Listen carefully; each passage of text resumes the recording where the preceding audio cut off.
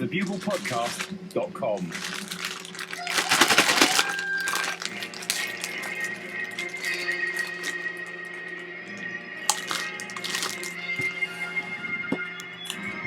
Producer Chris podcast. Audio Hurricanes. for a visual world. Hello. Is that James?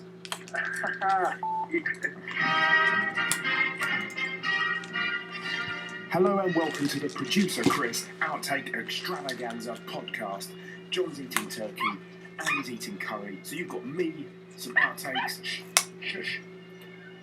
some thoughts and opinions from buglers, an analysis into the sporting skills of your beloved hosts. And of course, some triathlon talk. It's the best sport in the world. Let's start.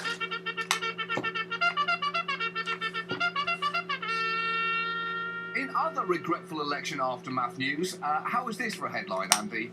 No regrets for man with Romney tattoo on his face. I mean, let's just let that sentence sink in for a moment, because you've got to give it a little time. Yeah. That is one of those newspaper headlines that just sounds like a cryptic crossword clue.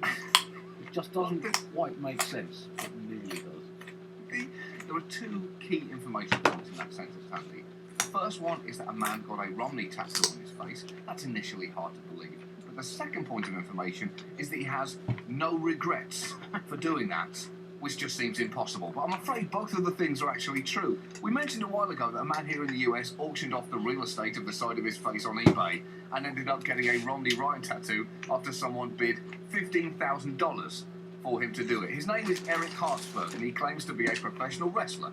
And he said of the situation that he's now in, "I'm college educated and I'm not an idiot. Getting the tattoo was a decision that I made and I am cool with. Of course, I'm disappointed about the election results. I wanted Romney to win, obviously." And in his defence, I suppose that is especially obvious now, Andy. Especially if you look at the side of his face, for instance. And he went on to say, "But I'm proud of the voters and the record turnout in certain places, and most of all, I'm proud with the effort that I made.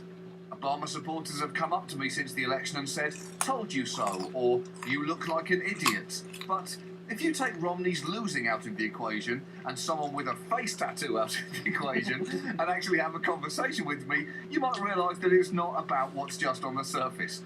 Here's the problem with that, Andy. It's very hard to take those two things out of the equation, as they're two of the first and then only things that you think of when you see this man. You think, oh, why did that man get a tattoo of the losing ticket in the 2012 presidential election on the side of his face? What's on the other side? A tattoo of the Mondale Ferraro ticket from 1984? Well, as you say, the old saying, once again, says there's only one thing more stupid than having a tattoo of Mitt Romney's campaign logo done on your face, and that's not regretting having a tattoo of Mitt Romney's campaign logo done on your face. I don't really understand tattoos, John. They've become almost more common than human skin over the last 15 years. And it's really amazing to think that just a generation ago, people still had the ability to remember all of their children's names without having them indelibly inscribed on their arms. And also remember what kind of person they were and what they liked, thought and believed without having it permanently inked on their flesh like an adequate memo on a fridge. I think the only genuine reason for getting a tattoo is when you have advanced Alzheimer's and you need it to remember who you are. But I guess...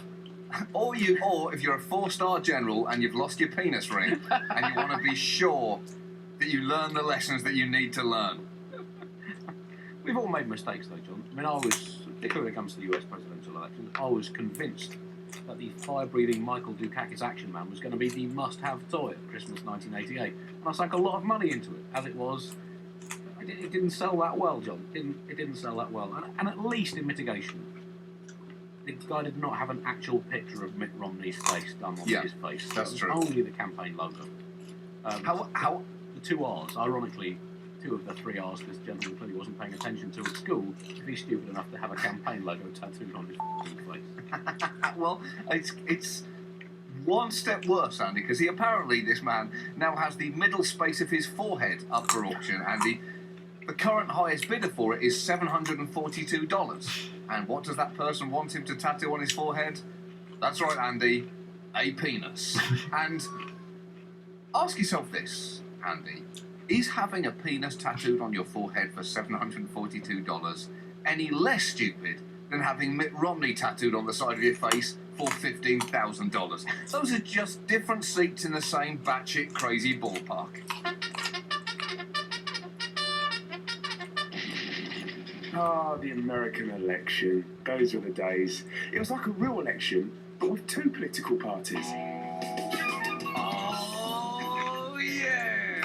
It's music time now on the Bugle, and I am lucky enough to be joined by two of my favourite buglers who I've ever spoken to in all of my life. The first one is Jeremy from America, and I am also joined by I assume an English bugler, James Buffoni, is that right? That's correct, yes. Both of you are welcome to this spin-off programme. Later on, I should say, in the Bugle, we will be talking about other in-depth topics like the quality of Andy's puns. But before I want to talk about John's musical contribution to the Bugle, first off, James, what is it that you think that is so special about John's delivery? John's delivery, although it lacks any kind of musical style, tone, or difference in range, his delivery is passionate, it's powerful, and it just gives me a chance to have a grin when I'm listening to the Bugle. It's fantastic, it's life-changing. Jeremy, life-changing it might be, but does John actually offer that much as a lyricist? I would say that John's singing is like the noise produced by strangling a cat with another cat while a chorus of tick-tock clack in the background all atop the crashing train. And that is good, isn't it? Well, admittedly... It's good for the train manufacturing industry, It because is. it generates more work. That is true. Definitely provides more work for the train industry, but, you know, I can't say I particularly like it, but it definitely, unlike some puns, it doesn't make me want to put a bullet in my brain. So you're saying maybe that John's music is something that can soothe a suicidal tendency brought about by the vocal deliveries of Andy Zaltzman? Well, it at least distracts you mildly for a few minutes. You're saying that Andy has made you want to kill yourself, aren't you? Well, sometimes. I mean, other times he you know, put up some pretty good jokes. And Okay. sometimes he has made me truly reevaluate my own positions on how horrible my own nation is, and that we really need to go back to the motherland. But And can we use that as a quote for a future Bugle poster, maybe? Chris, I can assure you that Andy's puns categorically make me want to commit suicide. I want to maybe talk about the social importance of John's lyrics. I mean, for example, he has often quoted Bon Jovi. Tommy used to work on the docks. The union's been on strike. He's down on his luck. It's tough, so tough. Do you think the fact that John chooses these songs shows maybe some kind of socio-political message? I think John is so well connected with the socio-political issues of the day that he just interprets all the complex things that are going on around us in song and just captures. John Bon Jovi captures this nuance better than anybody else for my reckoning, Chris. And Jeremy, would you say he's more of a mimic or a master in his own right? I would say his main skill is just espousing bullshit. Sometimes you just get the feeling that he might be going a little too deep and attempting to pull something out of you know the deepest reaches of his own stomach, and usually you just don't want to see what comes out. No. I have seen actually what's come out in the past, and it took ages to clean up. It really did. It was terrible. I would rather scoop out my own eyeballs with a mouth collar than ask for a pun. But He's got a pun about that actually. We've got to get to some middle ground here, and it's all very well playing one off against the other, but I think the only fair thing to do really is to get John to sing off an Andy pun run. Oh, that'd be brilliant, wouldn't it? It'll be the worst of both worlds. Yeah. The Bugle would truly eat itself. I think there would be no more show from then on. as much as I despise puns, I really think that we need that to happen. And finally, Daredevil news. A daredevil who planned to walk across the Irish Sea inside a giant floating hamster wheel has failed after his, wait for it, floating hamster wheel sank. It's a hell of a sentence, Andy, because You've got the surprise of the invention of a floating hamster wheel alongside the lack of surprise with the news that it sank. He must have been so shocked. What? My floating hamster wheel is sinking? How is this happening? How could anyone have foreseen that this contraption would not be seaworthy? Oh, cruel fate. I could not have seen this coming, that's for sure. Thank goodness I have my floating rabbit hutch to take me home. What? It's sinking too? This is truly not my day. Well, we may scoff at him, John, but this is the one with genuine scientific value, because when all the fossil fuels run out, we are all going to be crossing the Atlantic in giant hamster wheels. It's the only way humanity is going to be able to travel around. The lifeguard watch officer who found him said they experienced problems after about 12 miles and tried to turn it around, but it disintegrated. The whole thing has sunk to the bottom of the sea. It won't be a danger to navigation or shipping. I'm guessing it won't be a danger, Andy, due to the fact that it's just a fucking hamster wheel. It's just a man-sized floating hamster wheel, and therefore any ship could just comfortably smash straight through it and probably be fine. That's going to be a pretty tough conversation at the Daredevil of the Year Awards. What did you do? I jumped from 24 miles above the Earth's surface in a parachute. You? I sunk in a hamster wheel. I reckon I'll take second place at best. But again, Andy, you're right, because this guy was doing it for charity, and it's like you say about Felix Baumgartner. You just wish that they owned the fact that this was pointless, because it's easy to do something noble. That motivates itself. It's hard to do something pointless. And that's what I love about all these stories, is the life-affirming realisation that humans have a part of them that will do something like this that defies explanation. And so he was doing it for charity, this hamster wheel sea crossing, in an attempt to make it noble. But I would love to see someone do something like this for nothing, for literally nothing. So that when people said, "Why are you doing this?" there was just an awkward pause. I'm now joined by producer Ped from the Bugle podcast. Ped, it might be true that I'm a slice, but why did you have to call me on the Bugle to show that I let you deputise in for me? Why did you call me a slice? You let me deputise. It's because you're a fucking fuck slice, Chris. That is true. Yes, It's factually correct. it is very true. It's watertight, Chris. Oh my It's God. watertight, fuck slice. They say a play on words is always worth a punt. Well, I don't know actually if they do, and if they do, it's really stupid. It just doesn't make sense. But puns do make sense to some people though, including New York bugler Anne Marie. Anne Marie, you love Andy's puns, don't you? I do. I find them very charming. Now, you described in an email to me you described puns as being the bee's knees. And is there a particular pun run that has appealed to you in the past? Or, are we talking dogs? Are we talking anything Greco-Roman related or US president related? The U.S. president pun run was definitely my favorite that I've heard. It was the heft of it was impressive. There's nothing else. Just the sheer expanse of it. You are a sick and twisted person. You know that, don't you? Yeah, I know. Well, I seek help. Yeah. Well, good. I'm pleased you do, because I was going to offer you some numbers if you didn't. Now, I believe you see a comparison between Andy's pun runs and the works of Shakespeare. Clearly. And this is William Shakespeare we're talking about here. Oh yeah. No, the comedic heritage, the lineage is clear to me, at least. Wow. So what you're basically implying here is one of two things: that either Andy is quoting masterpieces when he pun runs, or that he's just churning out 500-year-old shit. One of the two. Yeah, I mean, it's actually probably both. Yes. And that's what makes it fun. I think you're probably very right. So to anyone, I mean, there are many buglers who are so challenging of Andy's pun runs. They really get wound up about them. What would you say to those buglers?